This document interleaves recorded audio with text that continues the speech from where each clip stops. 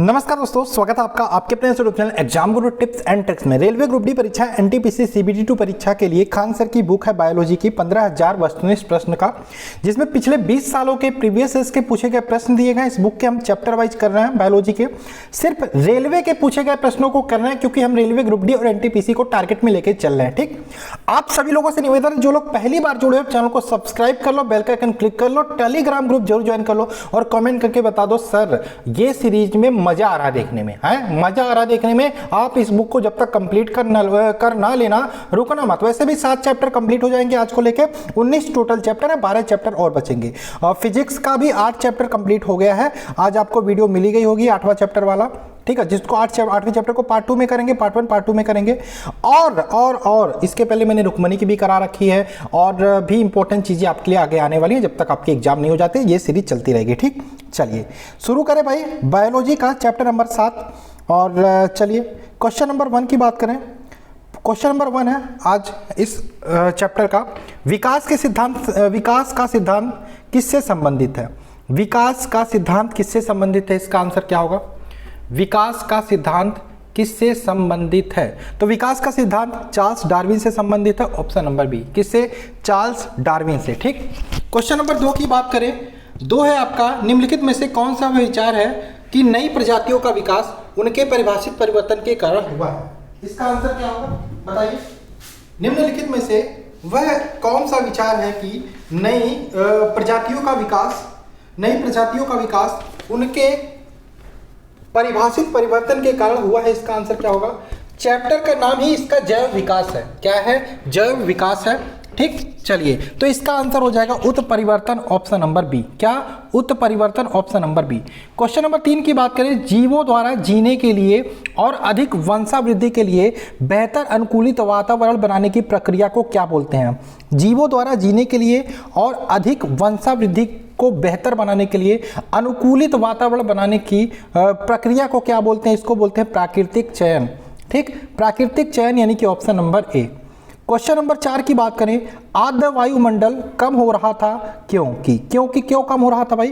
क्योंकि हाइड्रोजन परमाणु सक्रिय थे और अधिक संख्या में थे, इस कारण से आर्द्र वायुमंडल कम हो रहा था। 2018 में आया हुआ क्वेश्चन है, सारे क्वेश्चन इंपॉर्टेंट है, ध्यान रखिएगा। और सारे क्वेश्चन पूछे गए हैं रेलवे परीक्षा में, इसलिए कोई भी आपको छोड़ना नहीं है। निम्नलिखित में से किसे टॉयरेंट लिजार्ड किंग कहा जाता है? टॉयरेंट लिजार्ड किंग किसे कहा जाता? तो याद रखिएगा, टॉयरेसोरस रेक्स को टॉयरेंट रिजॉर्ट किंग कहा जाता, ऑप्शन नंबर बी। 2016 में आया हुआ क्वेश्चन है। जीवधारियों में नई प्रजाति का क्रमिक विकास करने की संभावना इनमें से किसमें सबसे अधिक है? जीवधारियों की नई प्रजातियों का विकास करने की संभावना इनमें से किसमें सबसे अधिक है? इसका आंसर बताइए क्या होगा? क्या होगा इसका आंसर? तो इसका आंसर होगा दीवड़ अणुओं का विभाजन, ऑप्शन नंबर ए। क्या होगा? दीवड़ अणुओं का विभाजन, ऑप्शन नंबर ए इसका राइट आंसर हो जाएगा। ठीक, क्वेश्चन नंबर 7 की बात करें, मनुष्यों के वैज्ञानिक नाम होमो सैपियंस, सैपियंस का अर्थ क्या होता है? मानव के वैज्ञानिक नाम होमो सैपियंस, सैपियंस का अर्थ क्या होता है? इसका आंसर बताइए क्या होगा? मनुष्य के वैज्ञानिक नाम होमो सैपियंस का अर्थ होता है बुद्धिमान मानव, wised hominist, option number D. बुद्धिमान मानव या wised hominist, option number D right answer होगा। 8 की बात करें, मानव विकास का अध्ययन यह इंगित करता है कि हम सभी एक प्रजाति से संबंधित है जो कि निम्न में से किससे विकसित हुए हैं? तो याद रखिए जो कि अफ्रीका से विकसित हुए हैं, ऑप्शन नंबर सी। 9 की बात करें, आधुनिक मनुष्य का वैज्ञानिक नाम क्या होता है? बताइए। आधुनिक मनुष्य का वैज्ञानिक नाम आपको यहाँ पे बताना है। आधुनिक मनुष्य का वैज्ञानिक नाम आपको बताना है, इसका आंसर क्या होगा? तो आधुनिक मनुष्य का वैज्ञानिक नाम होमो सैपियंस है, ऑप्शन नंबर सी, होमो सैपियंस। 10 की बात करें, ओरिजिन ऑफ स्पीसीज नामक पुस्तक किसने लिखी है? ओरिजिन ऑफ स्पीसीज नामक पुस्तक किसने लिखी है? इसका आंसर क्या होगा? ओरिजिन ऑफ स्पीसीज नामक पुस्तक किसके द्वारा लिखी गई है? तो इसका आंसर हो जाएगा चार्ल्स डार्विन। किसके द्वारा लिखी गई है? चार्ल्स डार्विन के द्वारा ओरिजिन ऑफ स्पीसीज नामक पुस्तक लिखी गई है। क्या हो जाएगा? Charles Darwin. ठीक है, चलिए आगे चले। क्वेश्चन नंबर बात करें हमारा 11, होमो सैपियंस के रूप में वर्गीकृत किए जाने वाले प्रारंभिक होमोनाइज्ड कौन थे? होमो सैपियंस के रूप में वर्गीकृत किए जाने वाले प्रारंभिक होमोनाइज्ड की बात करें, ये क्रो-मैग्नन मानव थे, option number B right answer होगा। क्वेश्चन नंबर 12 की बात करें, वैसे अंग जिनकी मौलिक संरचना तो एक समान होती है परंतु उनके द्वारा किया जाने वाला कार्य भिन्न होता क्या कहे जाते हैं? जिनकी मौलिक संरचना तो समान होती है परंतु उनके द्वारा किया गया कार्य भिन्न होता है, उसे बोलते हैं समजात अंग। Option number D right answer होगा। ठीक, क्वेश्चन नंबर 13 की बात करें, जीवन की उत्पत्ति के बारे में ओपेरिन का सिद्धांत किससे संबंधित है? जीवन की उत्पत्ति के बारे में ओपेरिन का सिद्धांत किससे संबंधित है? इसका आंसर बताइए। जीवन की उत्पत्ति के बारे में ओपेरिन का सिद्धांत रासायनिक विकास से संबंधित है। ऑप्शन नंबर ए, रासायनिक विकास से। 14 की बात करें, मानवीय विकास के संबंध में हाल ही में खोज की गई नई कड़ी कौन से जीवाश्म की खोज की गई? इसका आंसर क्या होगा? मानवीय विकास के संबंध में हाल ही में खोज की गई कड़ी कौन सा जीवाश्म की है? तो याद रखिएगा ये है आपका homo naledi. Option number B. मनुष्य की आनुवंशिकी का पता लगाया जा सकता है किसके द्वारा? मनुष्य के आनुवंशिकी का पता लगाया जा सकता है, इसका आंसर क्या होगा? तो याद रखिएगा अफ्रीकी मूल के मानव द्वारा। Option number A right answer होगा। क्वेश्चन नंबर 16 की बात करें, किस युग के दौरान डायनासोर फले फूले? इसका आंसर क्या होगा? किस युग के दौरान डायनासोर जो थे वो फले फूले हैं? क्या आंसर होगा? तो याद रखिएगा ये आपका हो जाएगा मेसोजोइक युग। कौन सा युग था? मेसोजोइक युग। ठीक, चलिए क्वेश्चन नंबर बात करें, जैविक विकास का किसके तौर पर परिभाषित किया जा सकता है? तो जैविक विकास जो होता है वो प्राकृतिक चयन के तौर पर परिभाषित किया जा सकता है। ऑप्शन नंबर सी, जैविक विकास प्राकृतिक चयन के तौर पर परिभाषित किया जा सकता है। Option number C right answer होगा। 18 की बात करें, 19वीं शताब्दी में किसने प्राकृतिक चयन द्वारा प्रजातियों के विकास का सिद्धांत प्रस्तुत किया था? क्या आंसर होगा? तो चार्ल्स डार्विन ने प्राकृतिक चयन द्वारा प्रजातियों के विकास का चयन सिद्धांत जो होता है वो प्रस्तुत किया था। Option number B. 19 की बात करें, प्रजातियों की व्यक्तिगत संख्या को बनाए रखने और उनके विलोपन को रोकने के लिए निम्नलिखित में से कौन सा आवश्यक है? तो इसका आंसर हो जाएगा प्रजनन आवश्यक है। क्या? प्रजनन आवश्यक है। Option number B. 20 की बात करें, विकास के सिद्धांत किसके द्वारा प्रस्तावित किया गया था? तो विकास का सिद्धांत चार्ल्स डार्विन के द्वारा प्रस्तावित किया गया था। Option number A, Charles Darwin. 21 की बात करें, किसने विकासवादी संबंधों के प्रमाण प्रदान करता है? कौन विकासवादी संबंधों के प्रमाण प्रदान करता है? तो इसका आंसर होगा फॉसिल या जीवाश्म। Option number B. 22 की बात करें, निम्नलिखित में से कौन सा एक एंथ्रोपॉइड में 3 सुपर फैमिली में से एक नहीं है? नए जमाने के बंदर, पुराने जमाने के बंदर, होमिनाइज्ड या एंथ्रोपिथेकस? तो इसका आंसर हो जाएगा एंथ्रोपिथेकस। Option number D. प्रारंभिक पृथ्वी का वातावरण मुख्य रूप से बना था किसका? प्रारंभिक पृथ्वी का वातावरण मुख्य रूप से किसका बना था? इसका आंसर क्या होगा बताइए। तो प्रारंभिक पृथ्वी का वातावरण मुख्य रूप से NH3 CH4 और H2S से बना था। Option number A.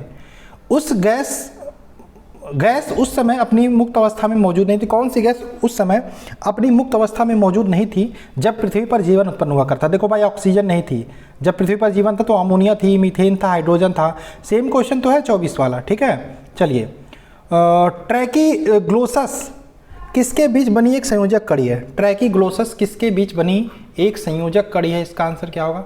ट्रैकीग्लोसस किसके बीच बनी एक संयोजक कड़ी है? क्या आंसर होगा? तो ट्रैकीग्लोसस याद रखिएगा सरीसृप और स्तनधारियों के बीच बनी एक संयोजक कड़ी है ट्रैकीग्लोसस। ऑप्शन नंबर इसका डी राइट आंसर होगा। क्या? Option number D. ठीक, ऑप्शन नंबर डी इसका राइट आंसर हो जाएगा। चलिए आगे चलें।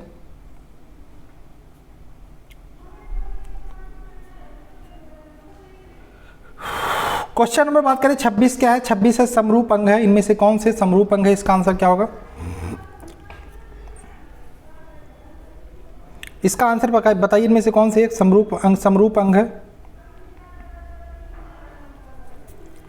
तो इसका आंसर होगा लॉबस्टर की पूंछ और व्हेल के फाल एक प्रकार के समरूप अंग होते हैं। ऑप्शन नंबर क्या होगा? Option number A. ठीक, चलिए आगे चले। क्वेश्चन नंबर 27 की बात करें, जैविक विविधता का आधारभूत स्रोत इनमें से कौन सा है? इनमें से कौन सा जैविक विविधता का आधारभूत स्रोत है? इसका आंसर क्या होगा? तो याद रखिएगा उत्परिवर्तनवाद जैविक विविधता का आधारभूत स्रोत माना जाता है। ऑप्शन नंबर यहाँ पे हो जाएगा ए। 28 की बात करें, जिन अंगों की मूल संरचना भिन्न होती है लेकिन दिखने में एक जैसे होते हैं और उनके कार्य भी समान होते हैं, उन्हें क्या कहा जाता है? तो उन्हें बोला जाता है समरूप अंग। क्या बोला जाता है? समरूप अंग, यानी कि option number D right answer होगा। किस वैज्ञानिक ने द थ्योरी ऑफ इवोल्यूशन का प्रतिपादन किया था? किस वैज्ञानिक ने द थ्योरी ऑफ इवोल्यूशन को प्रतिपादित किया था? इसका आंसर क्या होगा? द थ्योरी ऑफ इवोल्यूशन को किस वैज्ञानिक ने प्रतिपादित किया था? तो चार्ल्स डार्विन ने। क्या आंसर होगा? Charles Darwin, option number D. किसने सुझाव दिया था कि जीवन सरल कार्बनिक या अजैवी अणुओं से विकसित हुआ? तो किसने सुझाव दिया था? ये दिया था हॉल्डेन ने, ऑप्शन नंबर सी। 31 की बात करें, लाख वर्षों में आदिम जीवों में, लाखों वर्षों में, कितने लाखों वर्षों में आदिम जीवों में क्रमिक परिवर्तनों का अनुक्रम है जिसके परिणाम स्वरूप नई प्रजातियों का गठन होता? तो याद रखिएगा क्रमागत उन्नति यहाँ पे फिलअप किया जाएगा। रिक्त स्थानों की पूर्ति, इस टाइप के क्वेश्चन भी आजकल एग्जामों में पूछे जा रहे हैं। तो क्रमागत उन्नति लाखों वर्षों में आदिम जीवों के क्रमिक उत्परिवर्तन का अनुक्रम है जिसमें परिणाम स्वरूप नई प्रजातियों का गठन होता है। मतलब ये बोला जा रहा है कि पहले बंदर ही तो थे, धीरे धीरे बंदर ही परिवर्तित होकर मनुष्य बन गए। तो ये चीज़ें, पहले छोटा जीव आया होगा फिर बड़ा, ये चीज़ों की बात हो रही है। ठीक। 32 की बात करें, निम्नलिखित में से किस वैज्ञानिक ने अपनी पुस्तक ओरिजिन ऑफ स्पीसीज में कार्बनिक विकास के लिए एक क्रियाविधि का सुझाव दिया था? तो चार्ल्स डार्विन ने सुझाव दिया था, ऑप्शन नंबर डी। 33 की बात करें, एक अंग्रेजी प्राकृतिकवादी भूवैज्ञानिक, इनमें से कौन एक अंग्रेजी प्राकृतिकवादी भूवैज्ञानिक और जीव वैज्ञानिक हैं जो विकास से संबंधित विज्ञान में उनके योगदान के लिए जाने जाते हैं? तो इसका आंसर होगा Charles Robert Darwin, option number A. 34 की बात करें, इन अंगों में से कौन सा अवशोषी अंग नहीं है? मस्तिष्क, अक्लदाड़, बुद्धिदार, अपेंडिक्स या कान की मांसपेशियां? अवशेषी अंग मस्तिष्क नहीं है, ऑप्शन नंबर ए। ये अभी भी है। ठीक। होमोसैपियंस किसका वैज्ञानिक नाम है? तो मनुष्य का वैज्ञानिक नाम है, option number C right answer होगा। मेढक का राना टिग्रीना होता है। निम्नलिखित में से कौन सा अंडे देने वाली स्तनपायी है? कौन सा अंडे देने वाली स्तनपायी है? इसका आंसर क्या होगा? तो आपका प्लेटिपस का एक प्रकार का अंडा देने वाली स्तनपायी है। ठीक है, प्लेटिपस, ऑप्शन नंबर आपका। स्तनपायी जो होते हैं वो विशेषकर डायरेक्ट वो बच्चे देते हैं, लेकिन प्लेटिपस एक प्रकार का अंडे देने वाला स्तनपायी माना जाता है, option number D right answer होगा। ठीक है, डी। बायोलॉजी शब्द का प्रयोग सबसे पहले किसने किया था? लैमार्क ने, option number A right answer होगा।